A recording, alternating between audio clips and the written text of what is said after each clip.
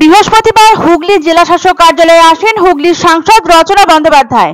এদিন প্রথমে তিনি এলাকার উন্নয়ন নিয়ে জেলা শাসকের সঙ্গে বৈঠক করেন। বৈঠক সম্পন্ন করে আরজি কর কাণ্ড নিয়ে আবার মুখ খোলেন তিনি। আরজি কর কাণ্ডে তাকে নিয়ে বা সৌরভ গাঙ্গুলিকে নিয়ে সমাজ মাধ্যমে যেভাবে ট্রোল করা হচ্ছে তার জবাব দেন তিনি।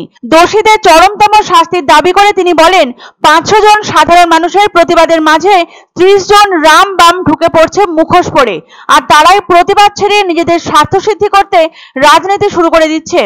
যেখানে সকলের একটাই দাবি যে দোষীদের দৃষ্টান্তমূলক শাস্তি হোক, সেখানে বাংলার জন্য যে মহিলা মুখ্যমন্ত্রী এত কাজ করেছে তাকে নিয়েও কুরুচিকর মন্তব্য করছে এই রাম আর বাম।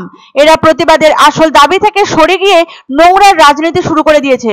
বৃহস্পতিবার এরূপ কড়া বার্তায় একযোগে সিপিএম এবং বিজেপিকে উত্তর দেন সাংসদ রচনা বন্দ্যোপাধ্যায়। প্রথমে সাংবাদিকদের মুখোমুখি হয়ে রচনা বলেন, প্রথম প্রজেক্ট জমা পড়ল তার সাংসদ তহবিলের, তার জন্য ডিএম এর সাথে দেখা করতে এসেছিলেন তিনি।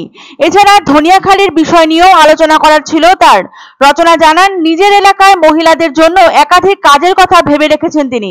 শৌচালয় তৈরি থেকে খেলার মাঠ, স্মার্ট ক্লাসরুমের পরিকল্পনা জানান।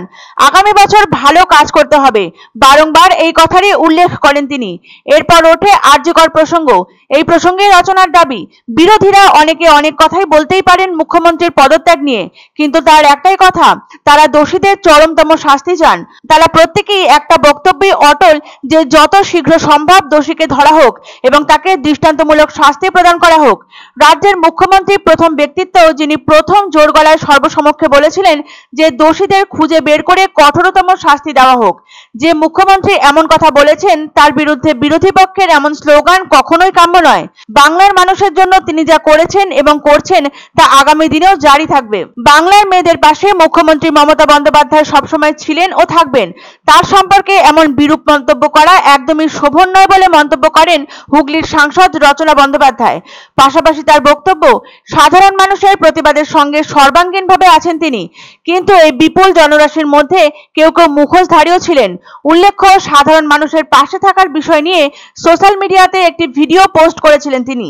সে প্রসঙ্গে তিনি বলেন, এই ঘটনা নিয়ে যা ব্যঙ্গের শিকার তাকে হতে হয়েছে তা নিয়ে আর কথা বাড়াতে চান না তিনি। পাশাপাশি তিনি এও বলেন, সাধারণ মানুষের প্রতিবাদ বিক্ষোভ একদম যুক্তিযুক্ত এবং সঠিক, তাদের সঙ্গে অবশ্যই আছেন তিনি, কিন্তু মুখোশধারী কিছু সিপিএম এবং বিজেপি সমর্থক উল্টোপাল্টা কথা রটিয়ে বেড়াচ্ছেন, যেগুলোকে বিন্দু মাত্র সমর্থন করছেন না তিনি।